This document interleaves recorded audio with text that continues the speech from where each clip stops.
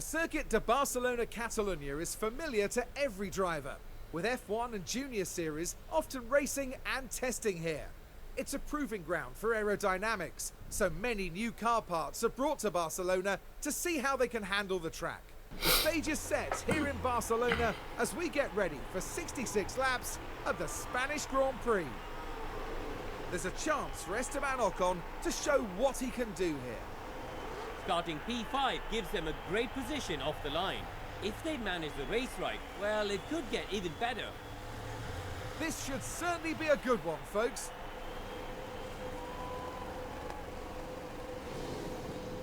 One of the oldest races on the Formula One calendar. This is the Spanish Grand Prix. And it's lights out, and away we go. Hey, I'm Decathlon Gamer. Welcome back to F1 Manager 23, episode 56.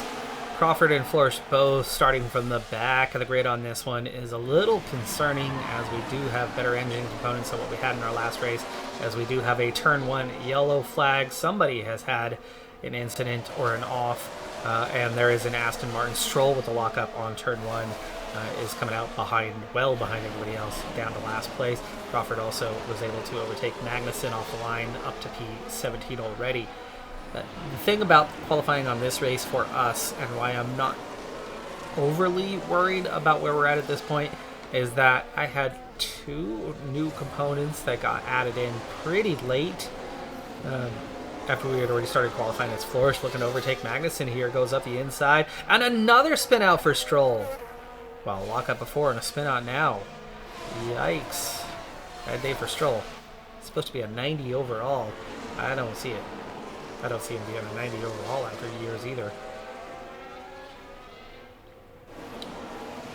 As we come up towards the end of lap 1, I don't want to push on too long. One, we underfueled a fair bit, and so we don't want to be in too much trouble in those regards.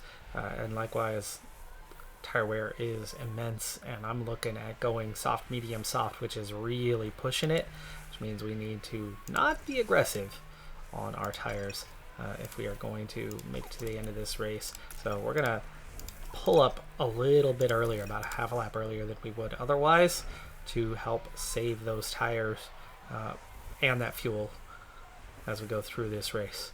We should be faster than other cars today, being that we are light, being that we are going to be on faster compounds than others, but we're going to be stretching things on the stints to make it work, and that's going to be the one to watch out for. Number of cars on the mediums here, so some of them have used a lot more sets of softs as they, got to Q2 or they got to Q3. It gives us a chance to potentially be quite a bit faster than a lot of other cars, as here the tire deg is high and the difference in the compounds is significant. Last episode talked quite extensively about the Andretti topic and the Lewis Hamilton situation and the move to Ferrari.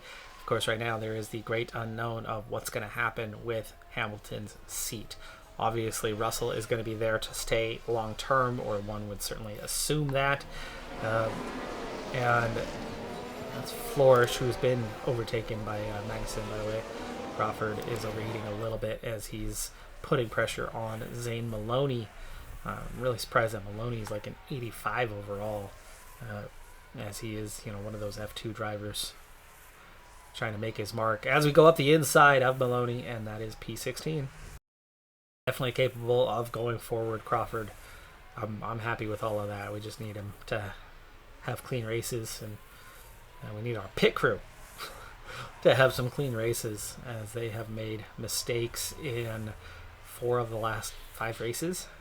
As for my thoughts on the driver market, just the vacant Mercedes seat, I would think on the surface Ocon seems like a natural candidate.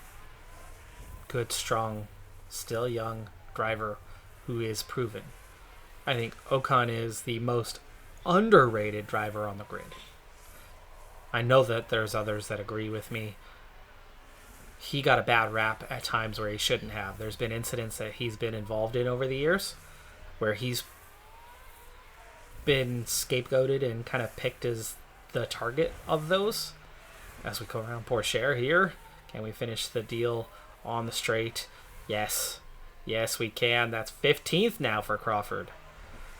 The slight overheating, though, is leading to a little bit higher tire deg. You can see he's a couple percent below where Flourish is, who did get back around Magnussen, by the way. She's up into P18. And Crawford moving forward, P15. And again, the way things are playing out, in the next stint, we could be quite a bit faster than others, as we're going to be on mediums, and I'm guessing there's going to be quite a few guys going on hards for the sake of tire wear, and that could give us a lot of extra pace. You can see now the softs alone are enough that we are going forward, even against other cars on softs. Ocon has a bit of a bad rap, though. And nice move, Crawford, up to P14, goes around the inside of Gio.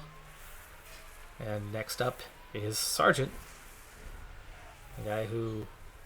Oh, we get squeezed by Sargent. Sargent blocks us, and that opens up an opportunity for Gio.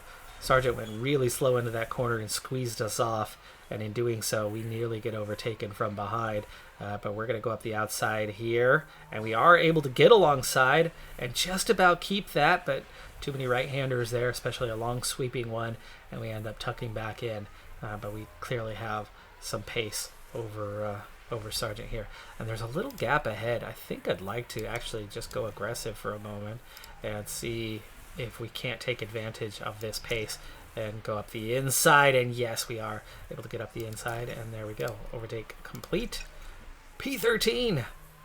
Good race so far. Let's hope we can keep that up. Florsch still in P18 and has actually pulled away from Magnussen, with Stroll 8 seconds behind with his double set of mistakes and probably quite worn tires at this point.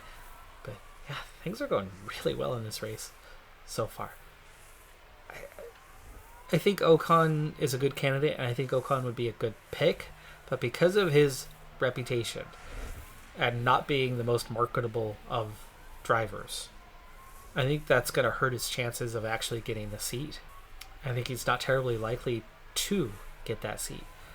Now, I think Alex Albon is another candidate for sure, and I think there's going to be plenty of talk about Albon getting the seat, and I wouldn't be totally surprised if he does. For one thing, the Williams to Mercedes link, same engine, the loose link between the teams seems to play out in the favor, as we have dropped Sargent from DRS range already, by the way, as we pulled up towards Bottas. And yeah, this forward progress has been nice. Albon, the only thing I worry about Albon is he's been on the big team before. He's been in that seat, and he did not handle it well. The pressure at Red Bull really got to him. Now, the thing about being in the Red Bull is, as much as some people like to deny, it is entirely a one-car team. And the second car is not built for them at all, but a driver should be able to adapt, right? They always have inferior components throughout the season. They are made to be the number 2. They are made to not challenge the number 1. That's always been the norm. Here in game, not so much, but in real life, absolutely. So you can't entirely say that, oh, well, he failed at Red Bull, so he would fail at Mercedes. But it still casts doubt. And even though he has proven himself well at Williams, he's been with inferior teammates. The teammates he's had really haven't been that special. And so Albon, of course, has been in a position to succeed, as we have a really good run here. But Mercedes also has DRS. Are we able to get up alongside? We are. Can we keep it going into the next turn? But what about 3? 3 last time. Yeah, too long to the inside there, and we just aren't able to compete. And he's all over the back of the Alpine. Oh, nice, up the inside. Up the inside, and that is P12. What about Bottas? We are all over the back of Bottas, and we're up the inside of Bottas. Nice. Okay, well, battery's empty, but what a move there. And we're into P11. Tire deg is pretty high. We might have to pit a lap early. But you'll take 19th to 11 on the stint and pitting one lap early because of gaining 8 positions, and then stretching on the mediums to try to hold AP11 as Zhou Guanyu goes into the pits. Oh gosh, already at 30%. This is going to be 2 laps early. I think we might have to switch our strategy. We've already made the forward progress. Now we're going to have to start thinking differently. And I don't think we've got 2 spare laps. We're either going to have 2 sets of mediums to make it, or we're going to have to go hards and then back to the softs later. We do have a set of hards. We do have mediums. We do have additional softs, but we don't have 2 sets of mediums. So if anything, we go hards and then back to softs. I think that might be what we're going to have to do here, because his degradation in traffic has been too much, and we were already on the limit, and he's not good on the smoothness. We're already 2 laps early here, really pushing it. So mediums it is. Strategy conflict, yes. We'll go back to the softs for the final stint, but we need that couple of extra laps here on the hards. It's going to slow us down from here, but we've made so much forward progress to P10, right? The pit stop has only affected 1 car ahead of us, so virtual P10 now from 19th. Fantastic start there, fantastic run on the softs, but we're now forcing our hand to go hards instead of mediums. And we're going to have to hang on a bit more. Haas getting back around us. He's on the mediums, so he is not suffering the tire deg that we are. And with DRS, we're just overtaken, but back up the inside. And we'll have the inside as we continue on. Oh, what the heck was that for?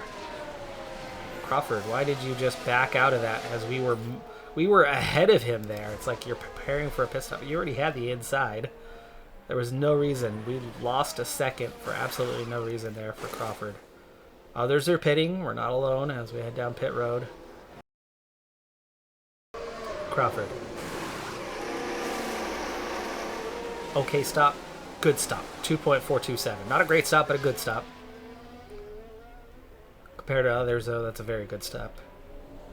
Floris just now getting into that 30% window. She's already going 1 lap beyond. We need to get her... I think we need to try to stick to the plan for her as much as possible, as Flourish is currently P11. But I don't think she can go much further. I think it's a stretch if we even go 1 more lap. The soft, medium, soft is just not holding up too well. But like I said, the softs, the mediums, there's a real advantage. What is it? She does have 2 sets of mediums. All right. Well, there's the plan for her. We're going to go 2 sets of mediums. Tough race with 4 stops for the day. But that's a good one. That's a very good one. 2.274. Still ahead of Stroll. No. Last place. We've been undercut. Oh, Stroll pit a long time ago. 81%. We've been undercut, but Stroll is obviously going to pit much sooner than we will on the next one and be in a worse place. Zhou and Crawford are the only ones on the hards, though. We have a virtual safety car 1 lap after Flourish pits. I could have, should have held off, apparently, and we could have saved time. I was wanting to go that 1 more lap. Maloney! Okay, this is competitive territory for us. Into the back of the Aston Martin. Is that our Aston Martin that pit earlier, or was that Pourchaire? Oh, they're both out of the race. Pourchaire and Maloney both out of the race. So Flourish jumps to P18. Still competitive. She's very much in the mix. And Crawford is 13th. And a lot of cars pitting and getting the benefit of a cheap pit stop here. But we both just pit in the last couple of laps. So we do not get that benefit. We definitely miss out on that one. And that hurt our race a fair bit. Sainz now has a 21-second advantage because he has not pit yet. Leclerc has not pit yet. Why would you not pit under these circumstances? That makes no sense that they do that, but there you go. Batteries are taken care of for Flourish. Crawford a little less so, as we did use some to push. Let's go back to pushing here for Crawford, and I need to work out his strategy. So with just 2 cars left to pit, Crawford's all the way up in P11. We're behind Piastri, though. which I thought we had already overtaken Piastri. We're 6 seconds behind Piastri. We didn't have any issues. I guess we hadn't overtaken Piastri yet. Sainz into the pits.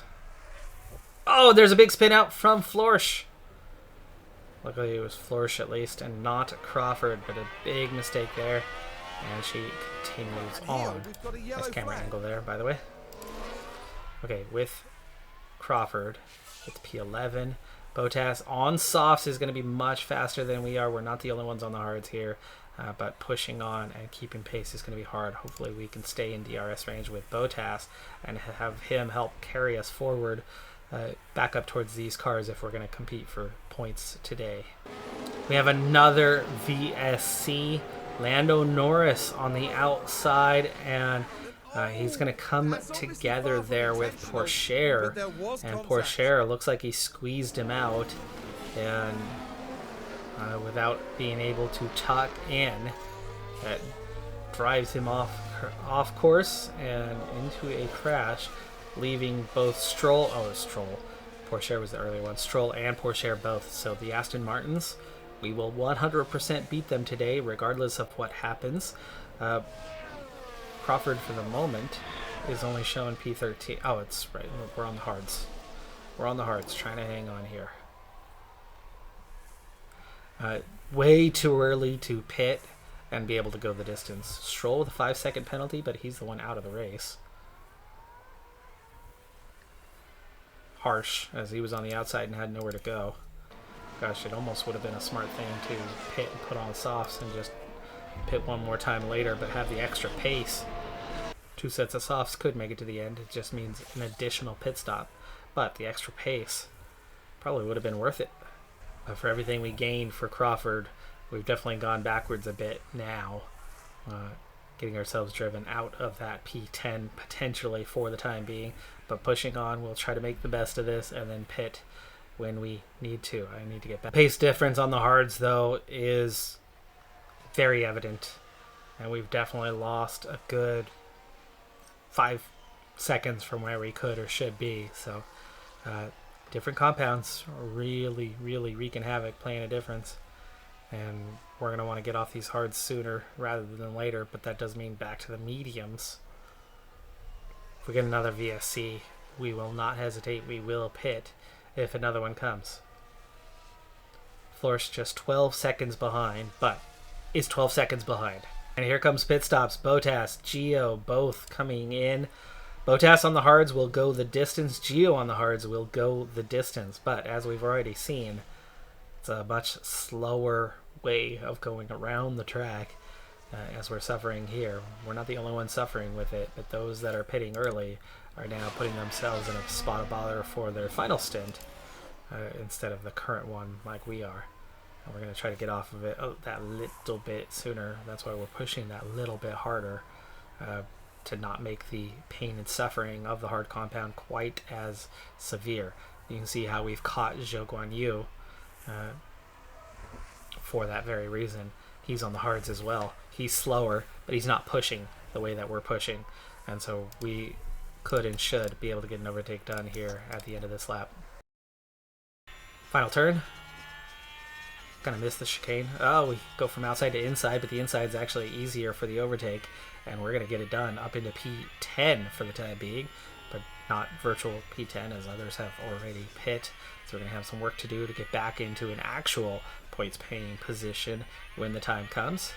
But for now, we definitely have a little bit of a pace advantage compared to others on the hards, and those that weren't on the hards and overtook us, they're on the hards now. So again, I think this could still very much go our direction, but we're not getting the soft, medium, soft. We're getting one of those softs replaced with a hard, and that's a significant pace drop that's given us as a result. We are a second and a half away from Guan Yu Zhou, so we have been able to pull away from him and could go back to neutral, and we're off on our own. Let's allow ourselves to cool off a little bit. We're actually, let's not. I think we might give this a second lap before we pit. Give those mediums a little more life to potentially make an overtake or just be poor on them. Plan to go one more lap here with Crawford, with a pitting science coming out just behind us on the mediums, like we're going to be good to go till the end of the race. But he was running first or second, and Red Bull is much faster than everybody else here. You can see 13-second advantage for Verstappen. Sainz and Ocon have already pit. Sargent pit a little early. That's definitely a little early. Same with Gio and Bottas. They're going to have a hard time reaching the end of the race. 2.398. It's a good one. Done for the day. P14, we get ahead of Sargent. We don't get undercut by him. That's good. She's going to get lapped, though. Right? Oh, yeah. She's definitely going to get lapped. She's almost a lap down now. Another crash. So here we go. Russell. Heading into turn 1. The cars jostling for And position. his former car. Oh, that's quite an impact between them. And there'll be more than one unhappy team after that. Ocon all the way down to 16th. Russell down to 13th. Crawford's up to P12. Crawford's just ahead of both of them. And then Piastri gets us at turn 1. So that's 10th for Crawford right now. Flourish. Pit road. Final time. Final stop of the day for us. There's been a lot of them. 2.556. Not the greatest stop, but 4 stops. 0 mistakes. I think that's the most important thing. And 3 very good times. And 1 pretty decent time. We're not going to push. She cannot afford to have anything of that nature. But to help her get up to temperature a little bit quicker, we'll push the engine a little. Crawford overtaken by Tsunoda, Magnussen, and Piastri. No, Magnussen's going backwards. On 36% used hards. Okay, that's 2 cars on the softs that have gone around us, but it's too early. Well, maybe not now. They pit after we did. That's really... Like, Flourish is a real stretch, and that's a lap down stretch. Anybody below 90% right now on softs, they're going to have a real problem in the final laps of this race. The mediums are going to be a problem in the final laps of this race. But Crawford is in the points as things stand, and there's nobody terribly quick behind us. There's no softs. Magnussen, even if he comes out softs, or Norris, like, they're way too far down the grid order. You got penalties here, so the fast guys behind. Russell could be a threat because simply it's a Ferrari, and he's at 79% like we were, or we are, and he had an issue and doesn't have an issue now, one would think. So again, he goes to the inside, and then we just stay on the wheel. We're not getting anywhere near a maximum pace out of this. This is dangerous with Zhou now taking advantage and coming up on us, all because we're not good enough to overtake. There's your mediocre driver conundrum. We get beat by a guy that we've been beating comfortably simply because we are not aggressive enough on the overtake, which is exactly what you're seeing right now. Guan Yu Zhou doing what we couldn't the last 2 laps. And now they're both going to have DRS. Going to make the overtake that much harder. And now it's Russell who is right on us. Sargent was out of DRS range. I didn't see where exactly he was, but it looked like he was. That was an off? That was not an off. Ran wide, but we never even went off the track. But as far as the line, and he spins out 2 turns later. 5. So he lost confidence because he went a little wide on one corner and then just spun out. Well, no points today.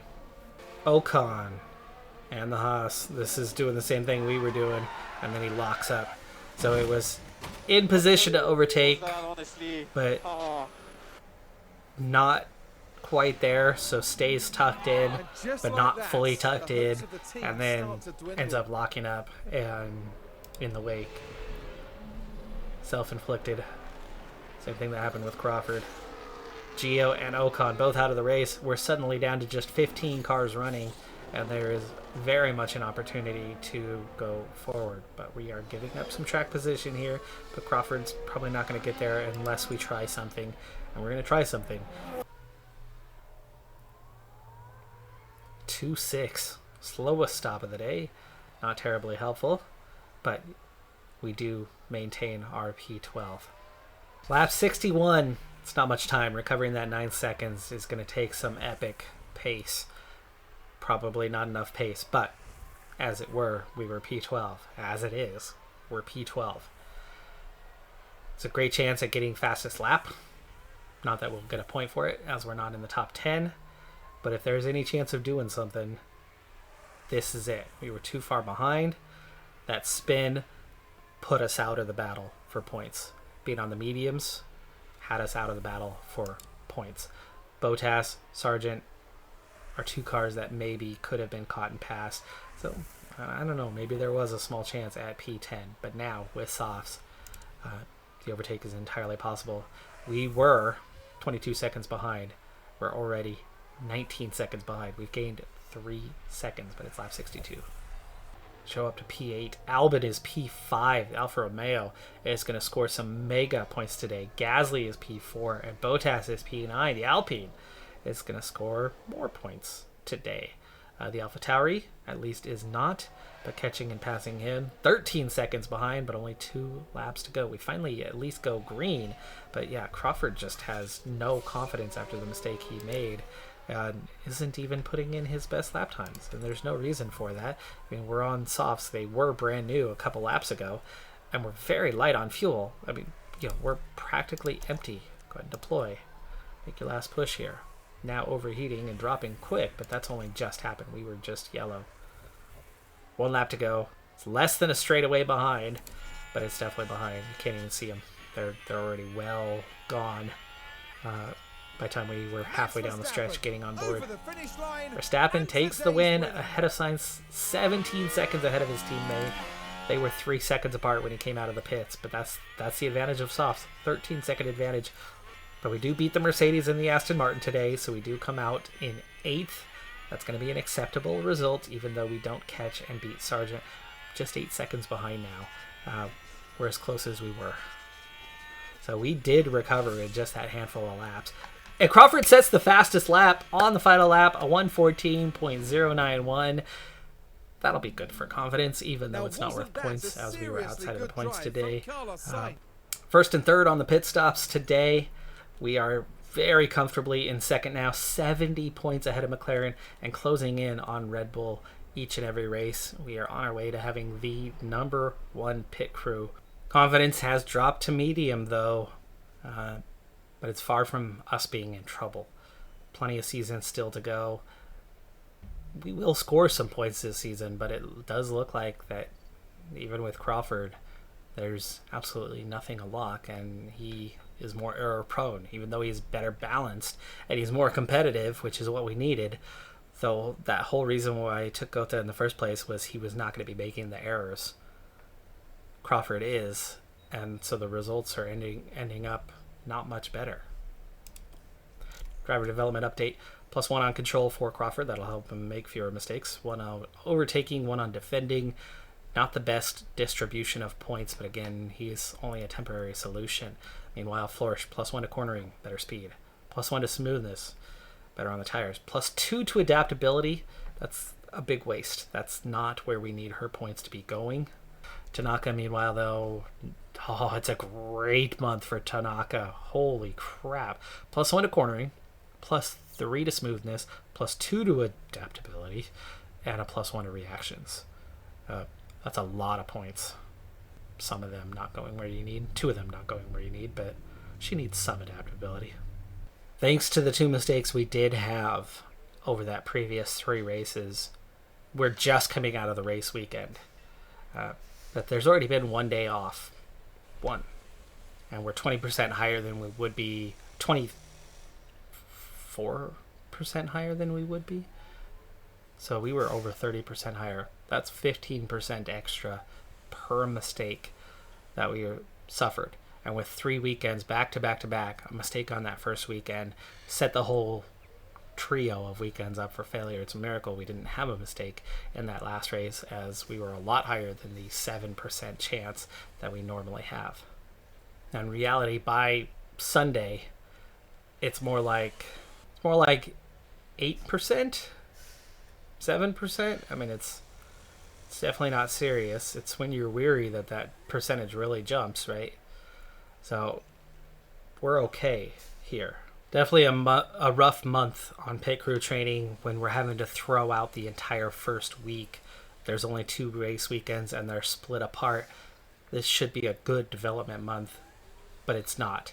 Now, we are doing enough to make gains, a +1 across the board for the pit crew attributes, and keeping the car building level slightly growing. In fact, it is actually a 35. We started the season at a 33, so it is climbing slowly. Finally, I've ignored it for multiple years now, but when the pit crew attributes are good and we've made so much progress on estimated pit stop time, we nearly come out level. Like the day before, we're at exactly,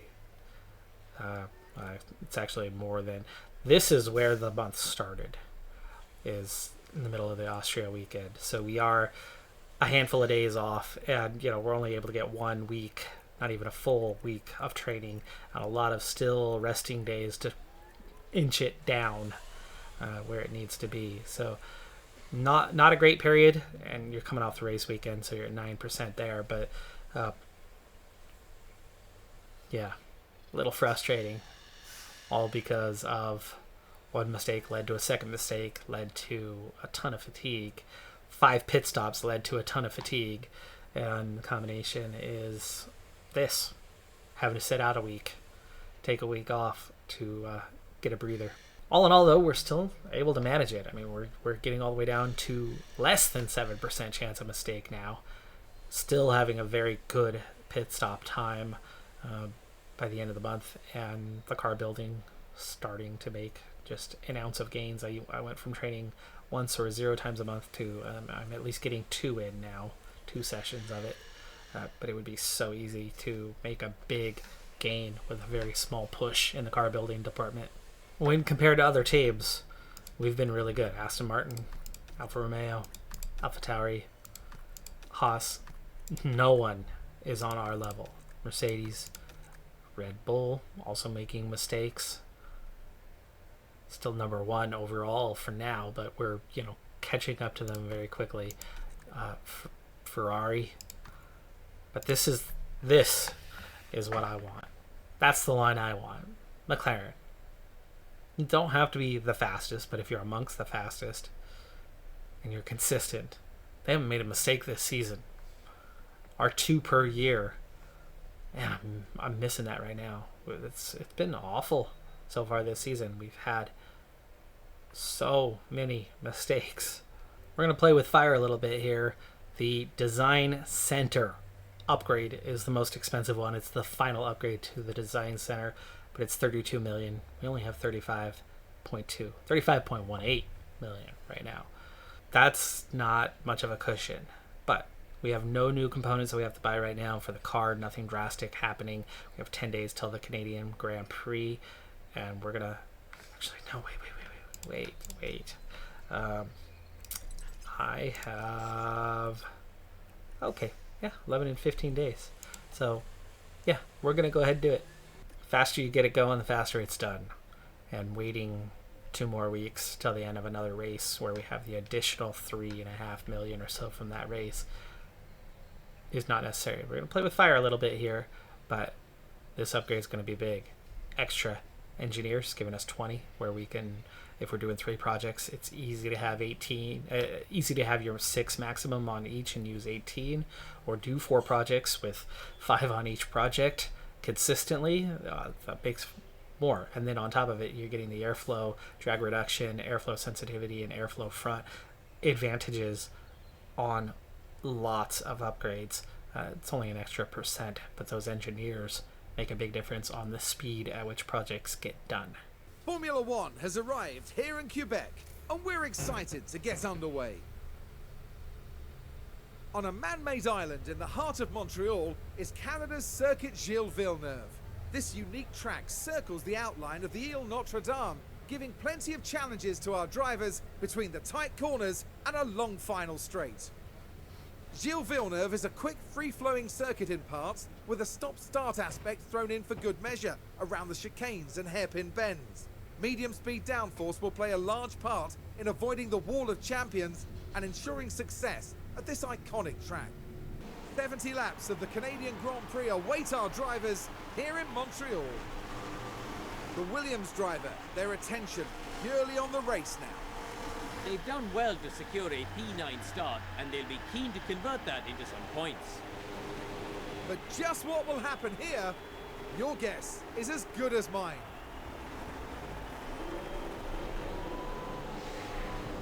The drivers are ready and raring to go. It's the Canadian Grand Prix. It's lights out and away we go.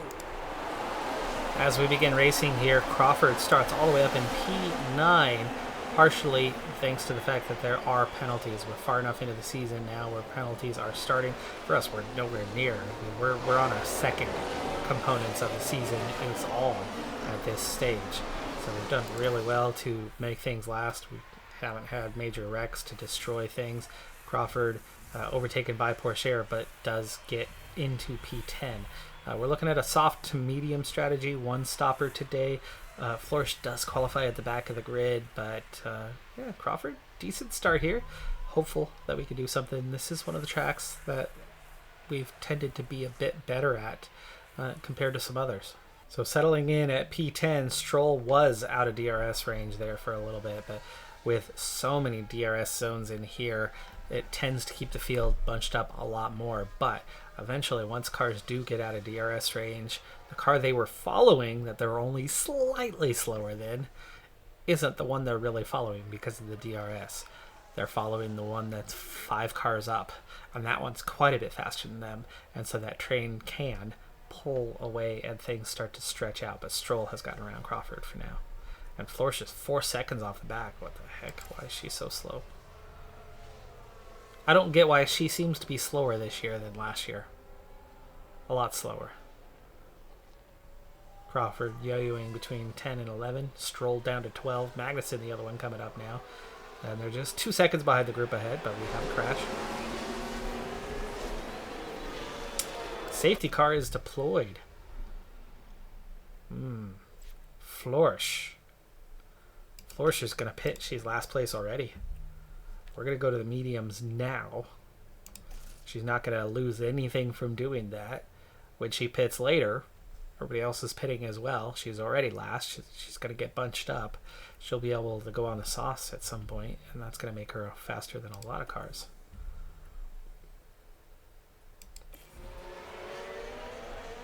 Something's gone on there. Looks Crawford, like I don't know if I want to give up the track position, though, at this point. It's much too early. Ooh, the Alfa Romeo's coming together.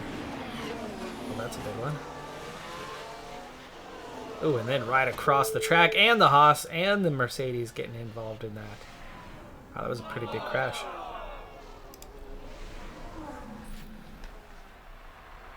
Ah, red flag comes out. Well, so much for that idea. So restarting from lap 11, now 12. Still very early in this race. Albon gets a 10-second penalty on that one. So Crawford overtook Sargent to get up to P10. Florsch still at the back, but this time not dropping off. Field spread happening a little bit faster, and I think some of this is the selection of tire choices. Those on mediums are a little bit slower than those on softs, and so we are starting to see that DRS gap open up here and there. And Crawford has a healthy 2+ second gap to those behind, which could put us in a points DRS train that's pulling away. We would certainly love to see that, but Stroll has closed it back up, and so much for that idea. Safety car deployed again. Signs with a crash from the front of the grid. Oh, And look at the team. that was the there. race They all leader. knew what that Signs was in the lead of the race when he did that. Okay, safety car is starting. Florsch has... Ooh, well, we got to keep an eye on where the safety car should be going slow. As long as that gap opens up, we can pit with Florsch freely. Others are pitting. Crap. Softs are probably going to mediums. They're going to get a huge benefit by pitting now. We've got to do it. We don't have brand new. We do have mediums. We do have brand new mediums. Okay. Everybody's heading down pit road. Here's where we need that pit crew to be stellar. Here's where we need that stupid game update. That finally, stupid problem that the game update has hopefully resolved. This is where we're going to really see it in action. 2.582 and we're sitting. And we're still sitting. Yeah, that's not very fixed. We just let a whole lot of the field go by needlessly. We couldn't see them from the camera angle we had, how much of a gap existed, but Crawford let multiple cars go by him before finally getting back out there. And he had a great pit stop, so it definitely wasn't about the time. He's going to come back out in P11, Flourish in P17, and a lot of cars opted for the hards.